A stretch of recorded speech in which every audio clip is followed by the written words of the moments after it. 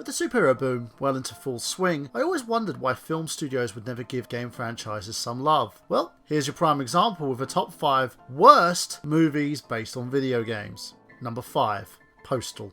What do you do with a video game which is a bit of harmless fun but has no cohesive story and a plot so thin that it seems transparent? Well, if you're Uwe Boll, a man with less sense and unwillingness to sacrifice his own personal finances, then you get the so-called action comedy. Boll managed to make a whopping 146 million worldwide with a budget of 15 million, and with all his movies the story is so bad that is near enough unwatchable. This is only saved by crappy action scenes and a supreme gore fest which made Postal noticeable to the majority of the gaming media. Number 4. Super Mario Bros. When I was a kid, I loved everything Mario related, including this movie. After giving it a rewatch, I realised how ridiculous this movie actually was, with shoddy effects, characters that didn't even resemble their gaming counterparts, and the fact you can see 2 protagonists phoning it in. The entire production was less than stellar, with no one knowing what the hell they were doing with this project. The budget was 48 million with a gross of 21 million. Just figure that one out. Number 3. Street Fighter Legend of Chun-Li. How do you top the Van Damme abomination?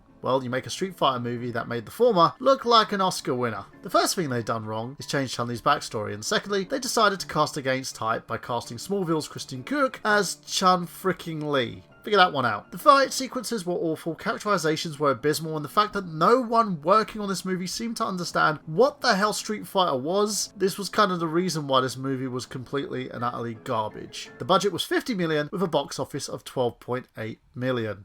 Wow. Number 2. Mortal Kombat Annihilation. What do you do with a movie that was a critical success with a modest box office return? You make a shitty sequel, of course. They recast a couple of the main characters, hoped they wouldn't notice that basically they tried to throw an entire game story into a congested and incoherent movie with the effects that were so cheap that it made you wonder who the hell they got to do this thing. The characters had no backstory and the narrative made no sense. They ended up cancelling the sequel to this movie because of how crappy it was. It made a modest return, but was an utter critical failure. This, my friends, is the reason why we can't have nice things. With a budget of 30 million, with a return of 51.3 million. Shocking. And number 1, Silent Hill Revelation. I don't know what angers me more. The fact that this movie based on a video game tries to tie everything together and please everyone, or the fact that it seems like a really bad adaptation that should never have been made in the first place, but did because of the gimmick known as 3D. Directed by Michael J. Bassett, he attempted to try to tie the game's narrative with the one based on the Christoph Gans abomination that was done beforehand, but had no idea what the heck he wanted to do. The film feels like one big bad decision after another, and a poor attempt at making Pyramid Head into a hero. No, I'm not even going to go there. I'm not going to go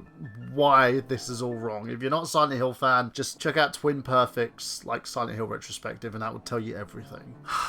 God. You could tell by every aspect that this movie was a cash-in and received poor critical acclaim and fan backlash coming out the arsehole. It's a shame, as this movie, like its predecessor, had so much potential but was wasted due to poor planning, poor management, and let's just hope this idiot on IMDb who's making a Silent Hill pilot actually knows what the fuck he's... Oh. Wait. Hey guys, as always, these videos are here for discussion purposes, so if you want to let me know exactly what you thought of this top 5 and what you feel the next top 5 should be, let me know here. And as always, tomorrow we're going to be doing another top 5. This time we're going to be talking about wrestling. So see you then, brother.